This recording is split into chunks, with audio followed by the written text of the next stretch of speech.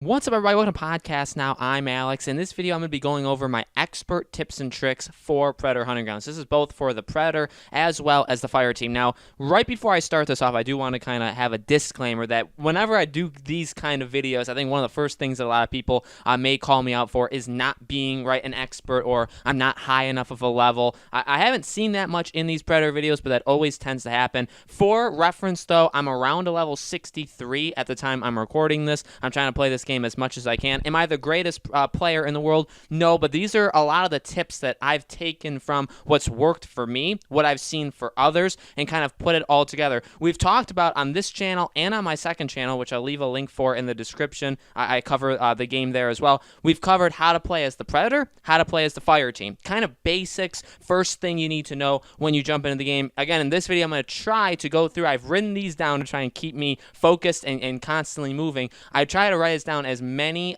more additional, basically, tips I could think of, and some things that, again, have proven to be pretty successful. So let's start with the Fire Team. Some of these, by the way, may be things that you already know, and that's completely cool. Other people may not. The first thing I wrote is gear that complements each other. So you see in the loadout when you first join a match, you could see what everybody else's gears are. You can see what everybody else's perks are. Now, the loadouts, I'm not a big fan of them. I never really used loadouts in games in general, but I completely understand their worth, right? To have a couple different, basically preset, loadouts of what you want to have going into these match works really well, so that if you see, hey, everybody's going in with med kits, we don't need everybody to have a med kit. Maybe I should bring an ammo bag, right? Or maybe I should bring an audio decoy, which obviously you get much later, and other things like that, to be able to have gear that can complement each other. Also, classes. People, I think, are a little reluctant to jump out of Assault, including myself. I really like Assault. I've used Assault since day one. I've seen a lot of Scouts, though, and they do have their purposes.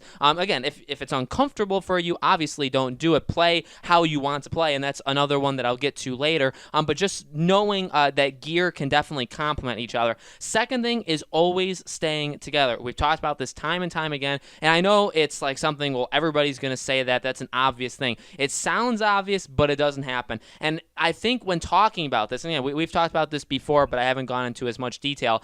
When I say stick together, I literally mean grab the hand of the player next to you, because in all reality, again, as the Fire Team gets better, as you get better as a player in this game, and as the Predator gets better, it's going to be increasingly harder for both sides. But what the Predator always looks for is when you're spread out. Now, does that most often happen during objectives? Yeah, but it also happens in the forest when you're running and you kind of form a line. I suggest like a circle. I suggest have like two looking forward, two looking backward, and that is another thing. Keeping your eyes everywhere. You normally know as a Predator when you're going up against a good Fire Team, because they spot you so quickly, so fast, and they don't stop. That's something that I've seen often, and it normally works when that happens. So again, basically, to continue that, as the Fire Team, you do want to know your surroundings. You want to get the objectives done as fast as you can, and you want to be in groups with these objectives. Again,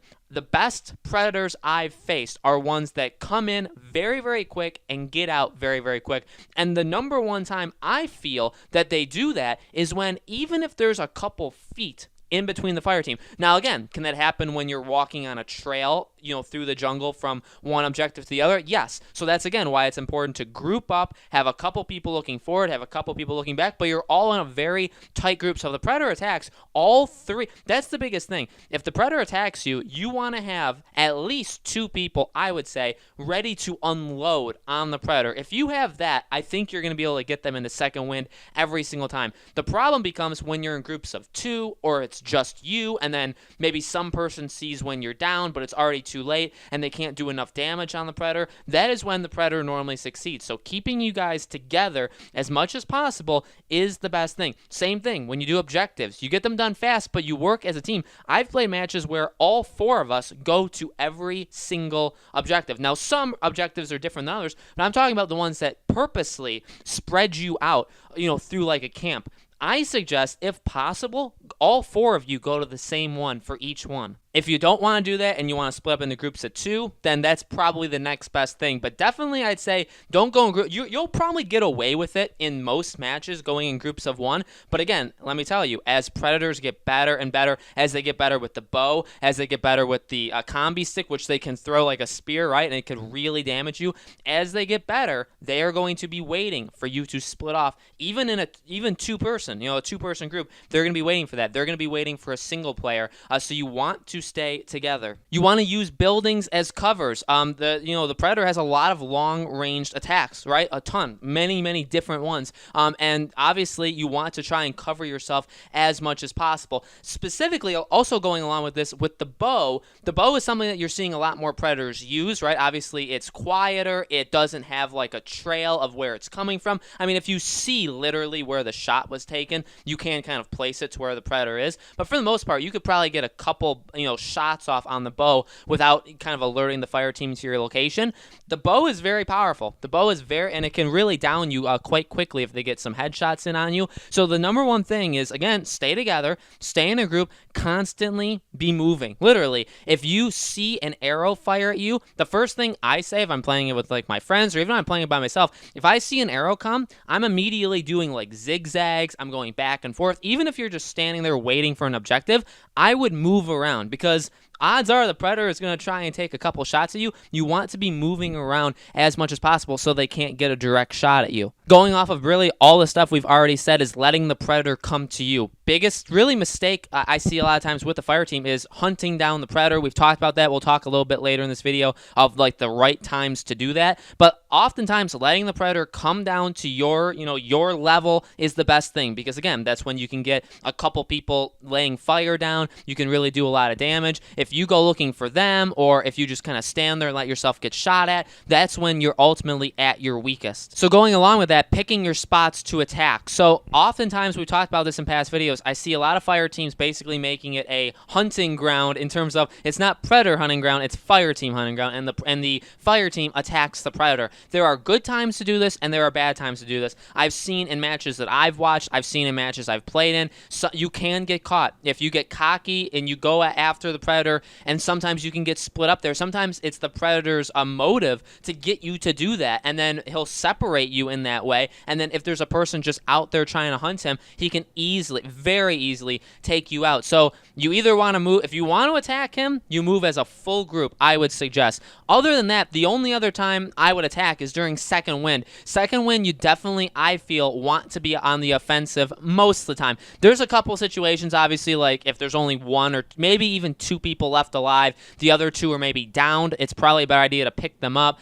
Or if it's just you, if you make the mistake of going out there and the Predator manages to heal himself, you're going to be in a little bit of trouble there as well. So you got to pick your spots definitely, but during second wind, that is your best time because the Predator only has so much time to get away from you and then to heal, and the healing takes quite a while, so you can definitely find him in that amount of time. So that's something definitely to keep in mind. And the last thing I want to talk about, again, kind of going outside the game, is same thing with gear is perks. Using your perks that you feel most comfortable using that benefits your kind of play style, okay? Again, you really want to play the way that you're going to play, but you also want to try and complement others as much as possible. So that's the fire team. If there's additional things I think of, I can leave them in the comments. I could even maybe do another follow-up video to this, but that's what I got for the fire team. Let's go into the Predator. So the Predator is a bit more interesting. Again, a good fire team can be very good. It can be next to impossible to actually get close to a good fire team. So here's a couple things that I don't think everybody necessarily does, but I feel like when you do it, it does have a noticeable impact on your playstyle. The first thing is cloaking far away from the fire team and then getting close. As the fire team, you hear it when the Predator cloaks, right? And the closer the sound is, the closer you know the Predator is, the farther away, the farther, right?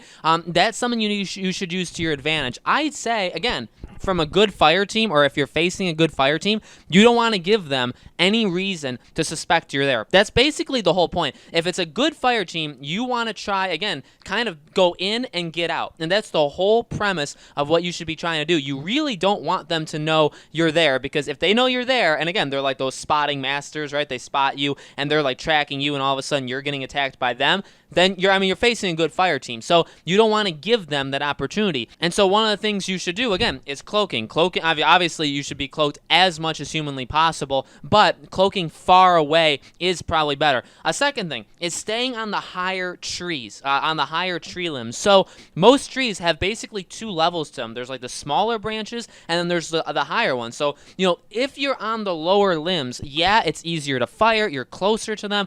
There's a ton of benefits. There's absolutely a ton of benefits. But what I found, especially I guess from the fire team, is it's the hardest to look if they're higher up. Okay, the higher up the predator is in a tree, the harder I believe it is to spot them. So if you're cloaked from far away, if you're standing still, which is another one, always stands, but I'll get to that a little bit later. Standing still in trees does have its advantages as well. If you're doing all of these things, kind of compounded together, they really won't see you all that well, right? Another thing, along with trees, I think the final tree tip is climbing, again, trees far away from them, because you can see the branches, and when you jump, you can see like the limbs shake, you can see leaves fall off. So these are things that even I do it when I'm playing it. I don't oftentimes think like when I'm jumping branches like I'm giving myself away. That's why if I'm jumping from limb to limb, I try and jump on the higher ones so that they maybe don't see the limbs shake, or they don't hear it, or whatever, right? So those are things to take in mind, right? You got to be aware. I think the best thing to do as a predator is to be aware of what the fire team could be thinking at that time. Like if you're in a position watching them, but you think like realistically, if you're the fire team and you look up, would you directly see yourself as the predator? If you say yes, then you probably don't want to be there. So I think that's just something definitely to keep in mind as you're going through as the predator. Keeping in mind also the water will eliminate your cloak, or will kind of like short circuit it. That's just something smaller to keep in mind. Okay. In terms of eliminating the fire team, let's get into a couple tips there. You want to weaken them and even pick them off from range. I feel like that's the best time. Now, every situation is different. Okay, some situations you may literally see one just out and about by themselves. I'd say if they're separated, getting close, up close and personal, is probably the best idea. You eliminate them. A lot of people will have been higher up levels by now to get like the combi stick. Combi stick very, very quickly, right? You can get in, eliminate them, get out. That's pretty darn good to do if they're separated enough where you know you can get in and get out without taking damage. Ultimately, one of the biggest things you want to try to do as the predator is not take a lot of that bullet damage from eliminating one member, right? If you jump in, you eliminate one member, but you took like half your health was eliminated by the other fire team, I don't like that wasn't the best situation maybe to do it, right? So that's that situation. If they're in a group and they will not separate, so again, as a good fire team, you do want to be in a group. So as the predator, if you're feeling frustrated and you're like, oh my god, these guys will not split up, my suggestion, best thing to do, is to try and eliminate or weaken them as much as possible from a distance, using the plasma shot, using anything, using the disc, using the bow. The bow, again, has been something that I think a lot of people have been getting a little bit better at. I've gotten a lot better at it myself. That's what you want to do. I've done it before where I have downed 2 fire team members from afar. I'll jump in and clear out the other 2 with the melee weapon. I think that's a good strategy. Again, in general, I think it's a good strategy. You don't want to jump in. This is an obvious one, right? You don't want to jump in when there's all 4 of them right there. You absolutely will fail if you do that. Even if you're a berserker, I think you'll absolutely fail. You got to weaken them from far distance first, in my opinion. Now, when you do that, we've seen a lot of different strategies, I think, of how to handle the next step. One of the best ways I've found is to kind of do the get in, get out, but stay in a relatively close range. People, I think, oftentimes retreat to the trees, which is solid. People, I think, should be leaping a lot more. A lot of people just run. Leaping is obviously a very good, you get way more distance, I believe, that way, right, to get away from them. But if you're literally doing it where you eliminate one, and then you kind of just want to back off, see where the rest go, and maybe go back for like a round 2, right? Like a round 2 dish and get somebody else. I think you should probably stay on the ground in the camp. Again, a lot of people I think are a little afraid to do this, but I think it's the best strategy. When you're in a area, like a densely populated area with buildings, which a lot of the objectives are, I think staying on the ground is a good idea, and staying in that camp is a good idea. You want to crouch. You want to be completely still. They cannot see you. They will walk directly by you. It's happened to me before. I think that's honestly the best idea, rather than backtracking too far or going back up in the tree, and then maybe somebody sees the tree limb and then all of a sudden they're attacking you. So I think in general, you eliminate as many as you can from far away. You get in, you finish them off, or again, depending on your situation, you can get on the ground and handle one or two of them. Backtrack, but don't go too far. Stay on the ground, stay invisible, maybe heal up, maybe, get your energy back up so you can use your cloak again, and then go back in. I think that's a really good strategy to use. Using your traps. Now, I'm not the best at using traps. I really am not, but what I've found to be successful, I've seen people do things where they've set up traps like before the fire team gets there. I'll be honest with you, I'm not the greatest at that. I think my weakest part as a predator is finding them the first time. I think I'm not very good at that compared to like my level of gameplay for any of the other times. So what I oftentimes would do is set up traps when they're already at a place. Kind of block out the exits, either with bear traps, either with like alarms so I know that they're there. Anything like that. That's how I do it. Again, you could easily do it so that you know when they're going in. I do it so I know when they're leaving. Because ultimately, sometimes I'll be in an area and I'll still think they're there, and then all of a sudden I do the isolated vision and then they're at a different place. They've left the area. So having traps to kind of tell you, oh hey, look, they're gone, they're leaving. I think that's a pretty solid thing to do. And the last thing is also, again, when to attack. So we've talked about a lot of situations with when they're grouped up. Again, thinking about it from what I was talking about with the fire team, here's the last thing I'll say from the predator. You want to get them while they're busy. And I've said that before. What do I mean? I mean when the AI is attacking. I mean even maybe showing yourself to an AI so they raise an alarm. Alarms are your best friend, right? Because it just has more AI enemies attacking the fire team. It does work. The AI can pretty much overwhelm you, not to like a terrible extent as the fire team, right? We kind of all know that. Everybody can handle themselves against the AI, but if the AI is attacking, if there's an alarm that went off and there's more AI attacking, and then the predator is picking you off like, one by one separately, that's a terrifying moment as the fire team, right? Because you have to handle like 3 AI and then there's like an armored guy, and so you can't take him out right away, and then all of a sudden the predator's behind you.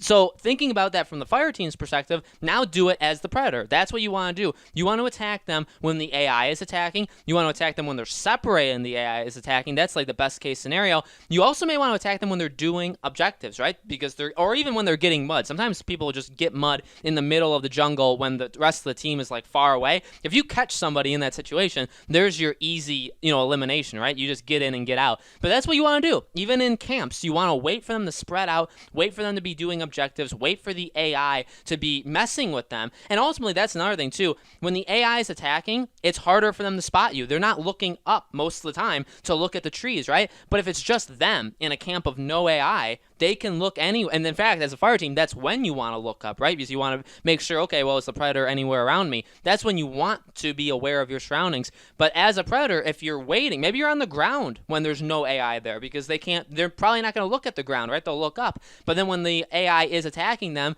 they're not going to be focused on you because they're focused on the AI. So again, picking your opportunities of when to attack them is a very, very smart thing to do. So guys, that was maybe one of the longest videos I've made in like a year plus on this channel, but I think that's pretty much everything I got for you of how to be as good as you can be as the predator, as the fire team. Let me know in the comments any other suggestions, any other tips that I didn't say. If you guys want me to make more of these videos, I can totally do that in the future if I think of anything else. Thank you guys so much for watching. I greatly appreciate it. Make sure you're subscribed, have that bell icon turned on. We're going to be continuing our predator coverage basically daily, maybe not every single day. It'll probably get less and less as the weeks go on, but definitely still going to be covering predator on this channel. Okay, thank you again for watching, and I'll see you on the next video.